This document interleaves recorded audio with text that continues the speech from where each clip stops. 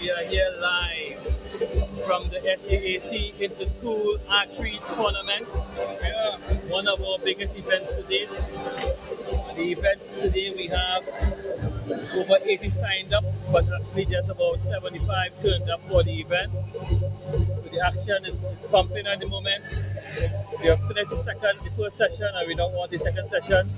Co-hosting with me today is our youth archer up and coming, Mr. Daniel Garcia. Hi, everyone. What do you have to say, Daniel? What do you think so far? Thinking that's pretty good so far. 21 schools participating in our biggest event so far. It's good to see a lot of the younger archers just who are in these school programs really doing well, especially for what they have available to them and how far they've come. It's really good. Yeah, so I want you guys to see a little view of what's happening here. Yeah. Right, let's take a look at what's happening here. And the arena here at Pleasantville. Quite a number of students taking part in this event. And they are now collecting their arrows. Let's see. I think this is the fifth end so far.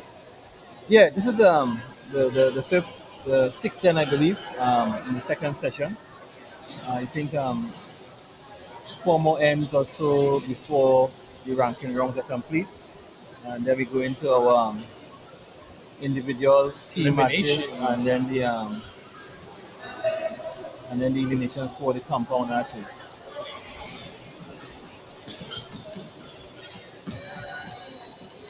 So Daniel, Yes. recently we've seen that you've been co-opted, I guess, or hired by I Choose Sport as ambassador for archery. Yes. So tell us about that. It's been an experience so far.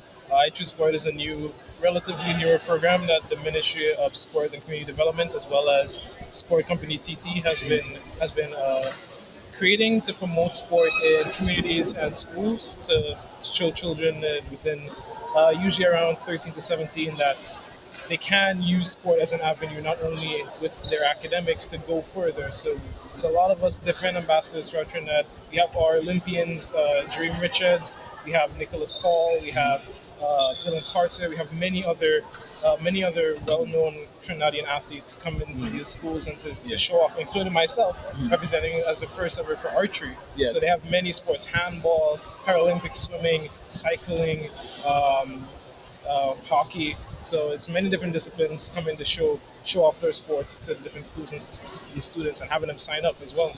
Yeah, I think that's a really great milestone for archery in Trinidad.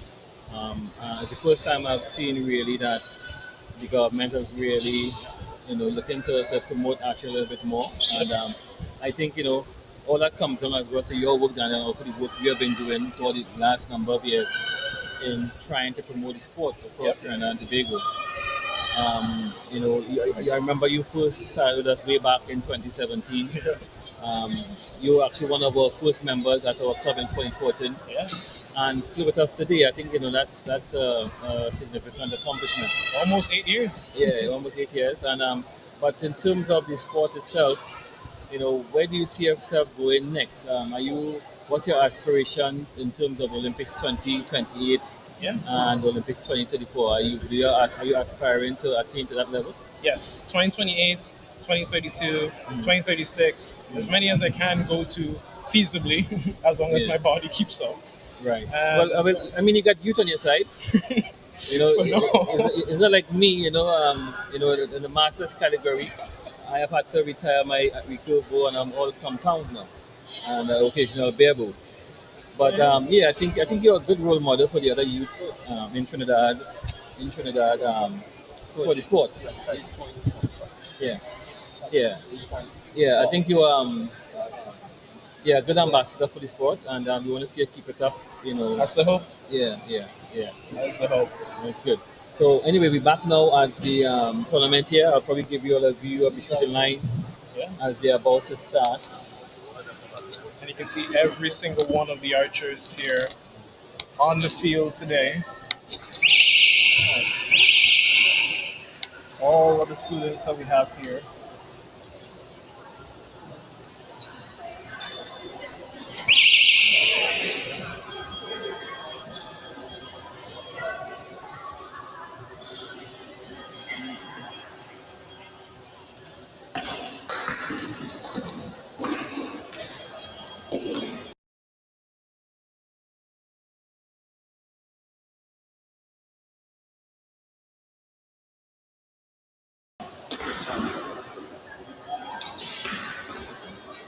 Yeah. So back to. Yeah. So again, as you can see, we have quite a number of schools in this event. We have quite a number of schools in this event. Yep. About 21 schools participating. We have a number of girls from St. Stephen's College, Poverty Girls, Yeah. uh, My alma St. mater, Irie High School. Irie High School, St. Joseph's Convent. So we got people from all around. All Teams over. and yeah, people from a lot of new schools as well. From Marabella, Pleasantville, San Fernando. A lot of kids coming out and enjoying the sport of archery. One of our goals really is that this is like a grassroots program, and we hope that one day, we get these kids to the Olympic level as well. Yeah, that's the goal. Especially as we introduce it to them in newer, Yeah, at yeah, their younger ages here, they yeah, have a lot more availability to be able to build up into the sport because it's a sport of mastery after all. So the more they do it, the more that they get the availability to practice, especially not even having to have their own bows. For many of them, a lot of them are using club bows here and yeah. they're shooting nines, tens consistently. It's all about making it available for them. One thing we would say in this sport, though, we have four main categories. We have the Genesis Bevel, right? The regular recurve bevel, Olympic freestyle, and the compound with all the accessories on it. Yeah. Not many of those, but I mean the kids make it really competitive and really interesting. Yeah.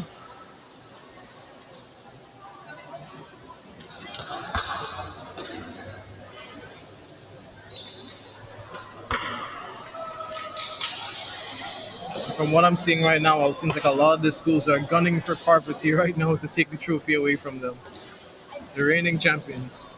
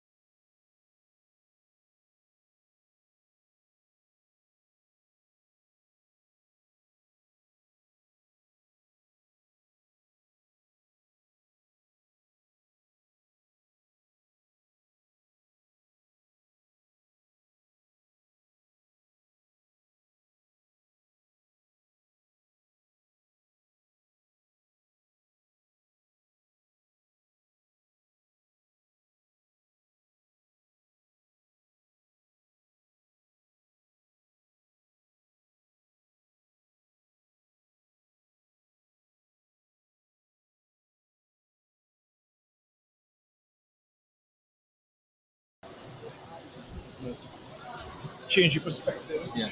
Even on the competition for another thing.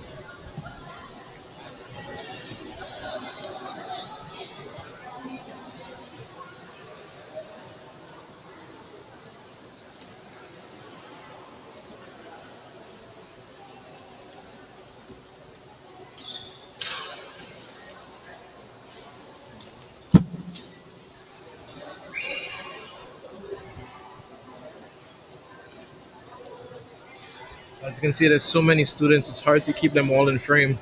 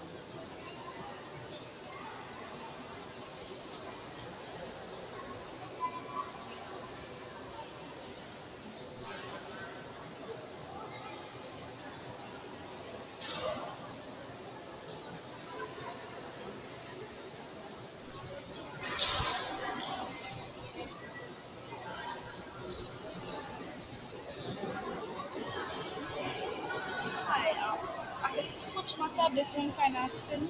Yeah, okay. Switch right over there.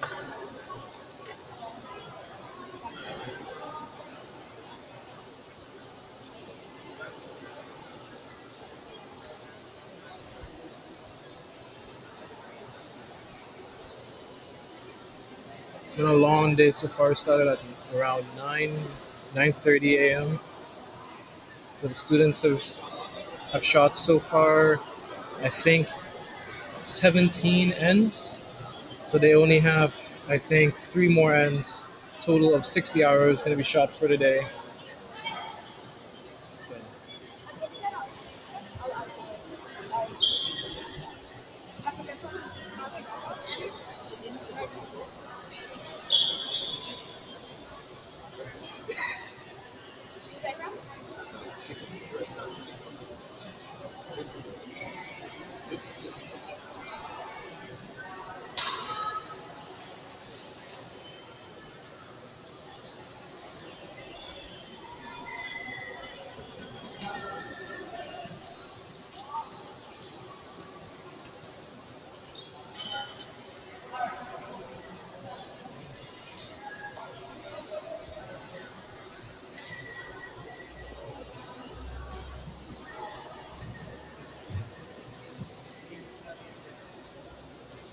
So, for anyone wondering, the distance we have it at is 15 meters right now.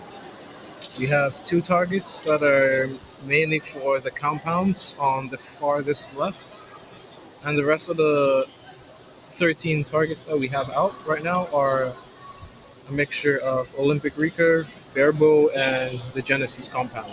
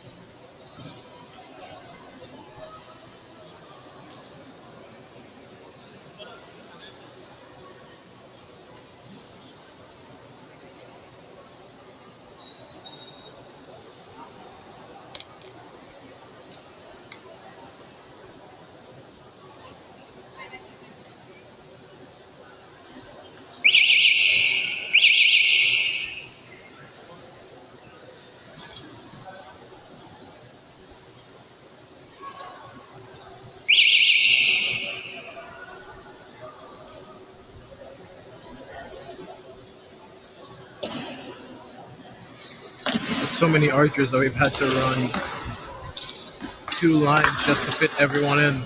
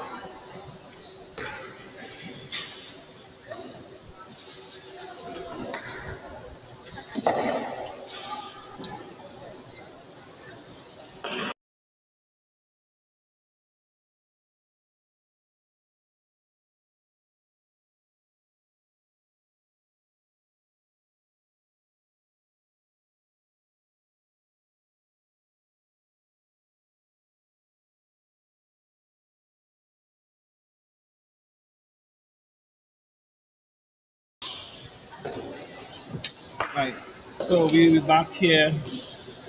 We just about almost finished with our ranking rounds.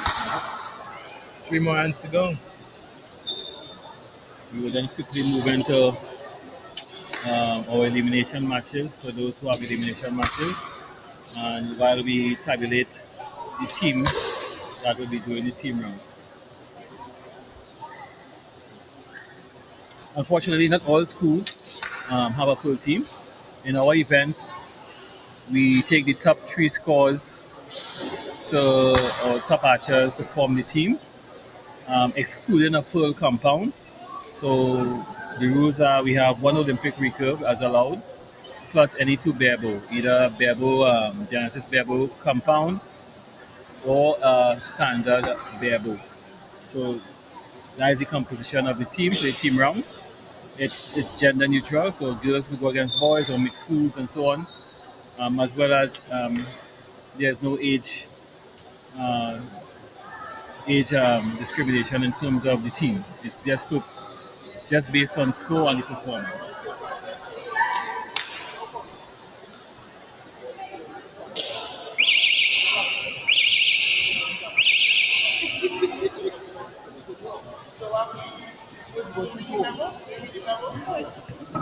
I left for lunch and I didn't get.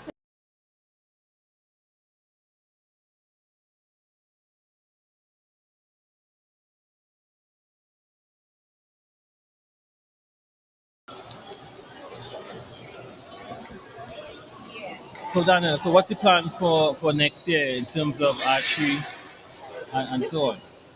Well, since next year is the second semester of my second year in third year technically in university, I'm hoping right now to get a bit more balance. This semester was definitely a bit more hectic, so next year it's gonna be seeing how I can balance it a lot better to focus on hopefully going for Vegas next year, maybe even some qualifying events or anything that we can get ourselves out there onto the circuit more. Well, as you know, next year there's going to be CAC trials, You know? and that's one of the major events in the Caribbean. Do you see yourself training to try and qualify for a TTO team to see the CAC games? Yeah, I've already been trying to speak to the top three within the country here, seeing who can, if they're wanting to come together and make a team, have to put the idea in their heads so that we can conglomerate together to start working together to get that synergy as a team. Because individually it Mhm. wouldn't matter as much. We need to be practicing a bit more. So Yes. I've already spoken to Daniel Cateries and even other archers like Adam Maloon or even our own Cameron Dino, seeing what we can do if we need to be able to get together a team of possible people to go out. You have to be able to represent more.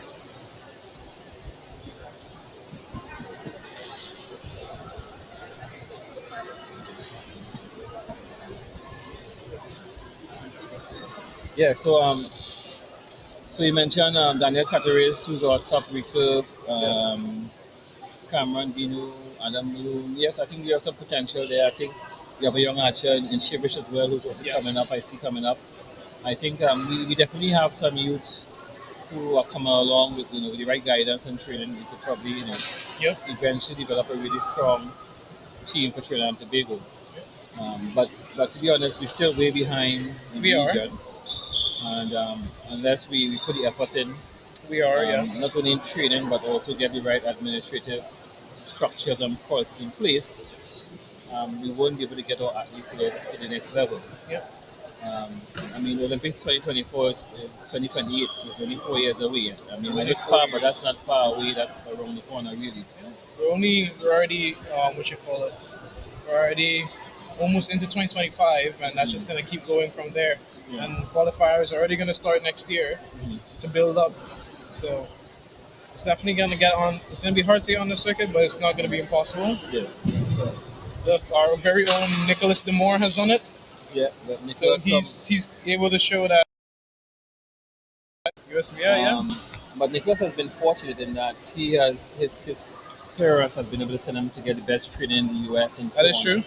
And he was able to focus a lot of his time on the sport.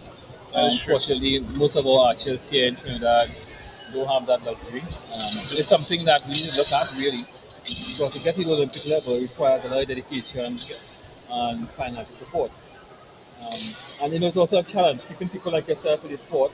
Yep. You still in UE and you're still very active, but not as active as you should be really. Yeah. Um, It takes up a lot of time yeah. because we have had a lot of great archers who, Mm. as the years went on, just had changed their interest because there's only a realistic, limited time frame that we have available when it comes to what someone might want in the sport. And if that time frame goes, then they're gonna eventually leave. Yeah.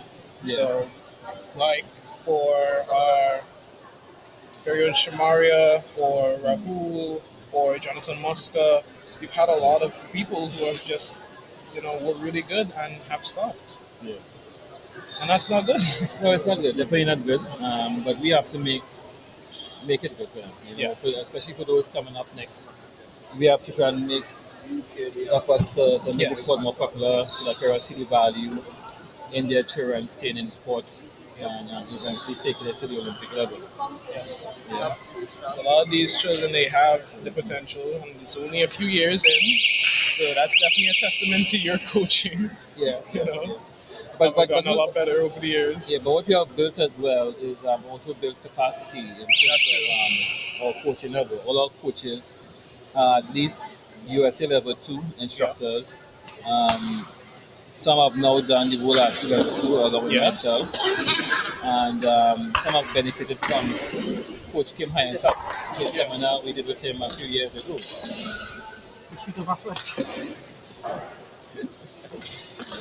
Yeah. Yeah. So all our coaches are really. I mean, you were there when Yeah. Coach Kim came to Trinidad. Very fortunate to have been there. Would have been, honestly, I wish I was now as I am now because I think I would have gotten a lot more out of it. Yes. Now? Yes. That's true. But he's one of the best coaches in the world that I've actually worked with and interacted with. And that was history. When he brought Yes. Coach Kim here, having the opportunity to learn from him, to train with him, um, just show us his well, for me, as I had on my coach cap, Yeah. learning his techniques, that's how he coaches, Yes. how he does the one-on-one sessions, and to be honest, it has been really beneficial to me as a coach as well. And it's also beneficial to spend time with him in South Korea. So I don't see myself bringing him back here again. That would be really good, if someone could afford To go over there to meet go him. over there Yeah. to spend time. A But week really, or two is Yeah. going to be a yeah. great thing. A week is not enough if we're going that far. Yeah. It's a really costly to fly South Korea. Yeah. So anyone wanting to go there, I'd recommend look at probably maybe 3 to 4 weeks. Mm. But again, it comes back to cost as well. Or go there when he's in Switzerland. I mean, even flying to Switzerland is very costly. Yeah? So actually, I would think flying to Switzerland and flying to South Korea might be almost the same. Yeah. Because the cost of hotels and so on in South Korea, in Switzerland, yeah. it's expensive, right? Yeah. Yeah. So I think, guys, we're almost to the end here of the ranking rounds. We'll be tabulating some results very soon. Fortunately, today we have some local IANSO scoring being done electronically. So that saves us some time in terms of tabulating our scores and so on.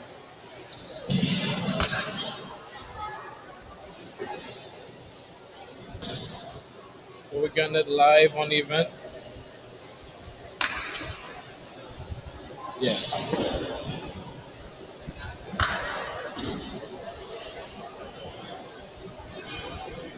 So very soon we'll be able to tell who are the top 3 schools. Yep, that's going to be really exciting. It looks very close so far. It looks very Parvati close. Girls is quite keen to retain the challenge trophy. They've won it 3 times in a row, and I know they've been putting a lot of work Yeah. this term to try and retain it. But up and coming, St. Joseph Convent isn't far behind, and St. Stephen's College. Yeah. So it'll be interesting to see when the scores are all done, who's the top ranked, second and third, because that will determine eventually who goes down to the shoot-offs. It's going to be a really interesting tournament, I think. And I'm still not counting out my school, Irie High. Yes, Irie High is in there as well. Unfortunately, they have no recurve like that anymore. They're all bareboat, so it's going to be really tough for them, you know. I was hearing UE has a representative, so Yeah, next year it may be. yeah, it's a young representative. They're very young. Yeah. Yes. Okay. This is. Yeah. So we're on the penultimate end right now. After this, we have only one more. We'll be having the last end after this round.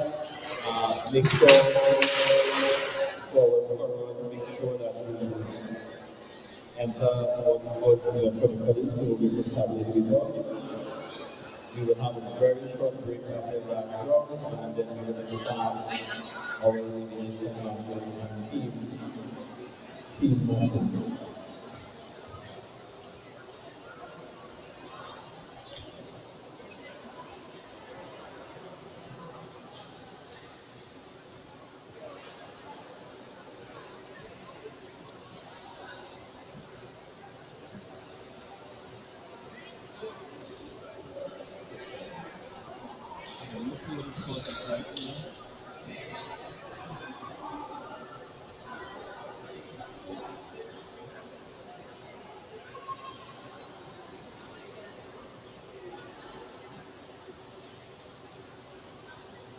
We also have to acknowledge all the parents and supporters who have came out to support their students and their children. This is really the best thing that you can do for any young athlete. It's being there for them, showing that you are caring for their development just as much as they are.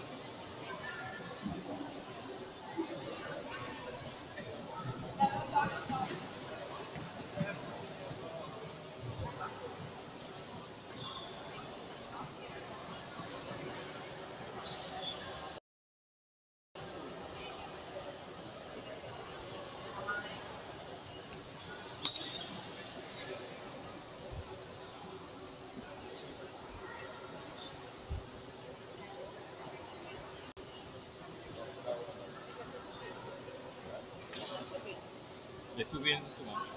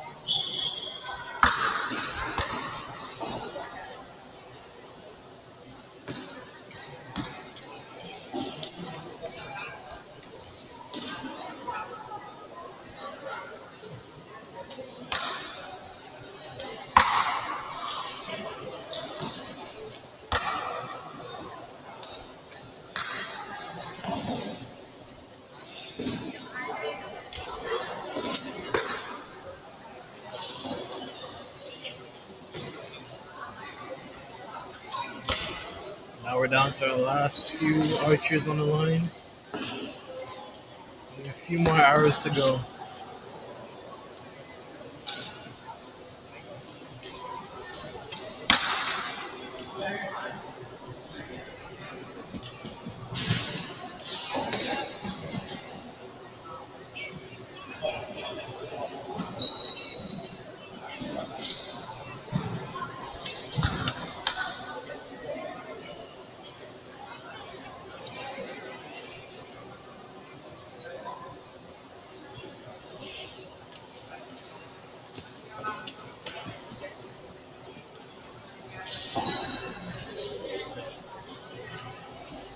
And now we have the final arrow.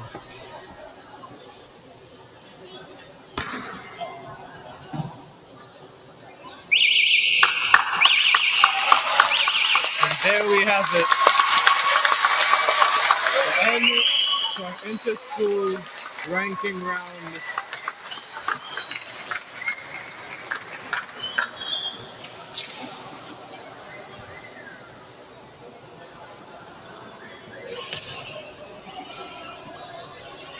All that's left is to tally these last final scores,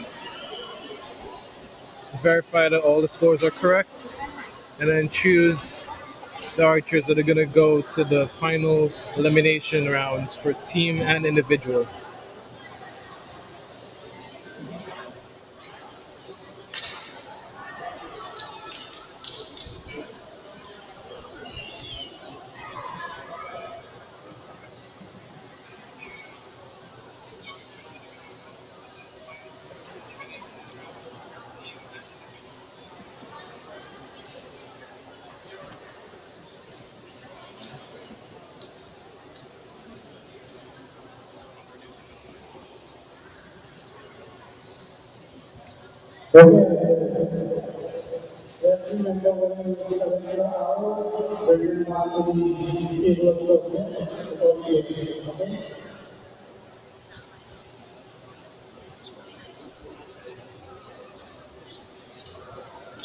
Yes, ma'am.